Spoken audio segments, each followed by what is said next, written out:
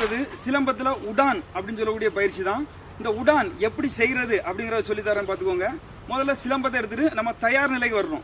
தயார் நிலை அப்படின்னு சொல்லும்போது சிலம்பத்தை ஒரு பக்கத்துல அடிப்பக்கத்துக்கு வலது கையால பிடிச்சிருக்கிறோம், மேல் பக்கம் இடது கையால பிடிச்சிருக்கிறோம். இப்போ நம்ம வலது கால் பக்கத்தை தூக்குறோம். வலது காலை தூக்கும் போது இடது கை கீழ்பக்கமா வரணும். பாத்துக்கோங்க, வலது காலை தூக்கிட்டோம், இடது கை கீழ்பக்கமா வருது. அப்படியே துள்ளும் போது வலது கால் கீழே வரணும், இடது காலம் மேல தூக்கணும்.